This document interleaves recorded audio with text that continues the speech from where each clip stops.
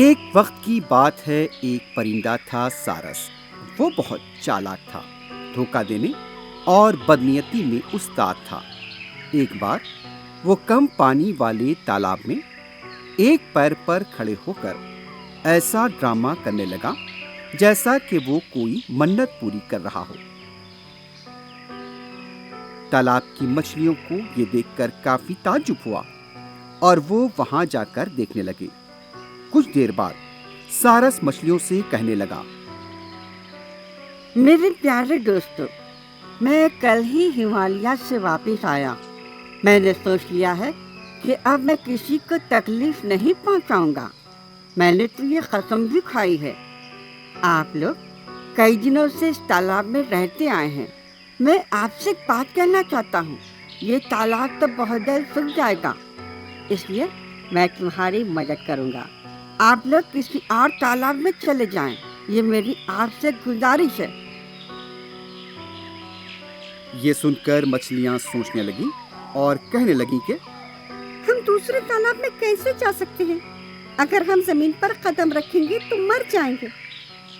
ان میں سے ایک مچھلی نے کہا، تو دوسرا تالاب نہیں سوکھے گا، اس کی کیا ضمانت ہے؟ دیکھو، میں آسمان میں اڑتا رہتا ہوں۔ ایک دن میں نے ایک بڑے تالاب کو دیکھا اور وہ تالاب کبھی نہیں سوکھتا، اس لیے میں تمہاری مدد کروں گا۔ تم لوگوں کو فکر کرنے کی ضرورت نہیں ہے۔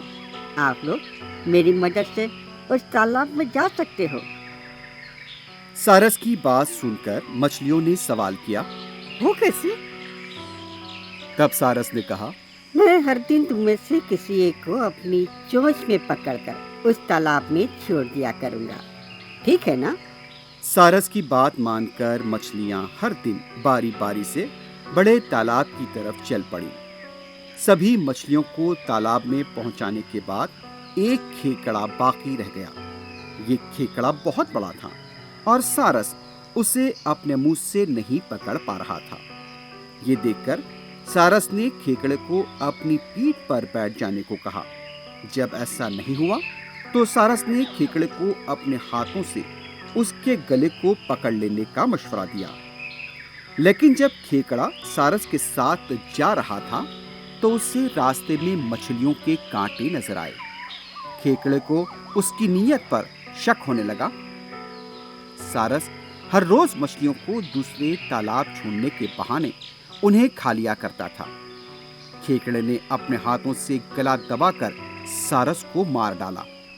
بچوں، اس سے سبق ملتا ہے کہ دھوکے اور فریب سے ہمیشہ جیت حاصل نہیں ہوتی۔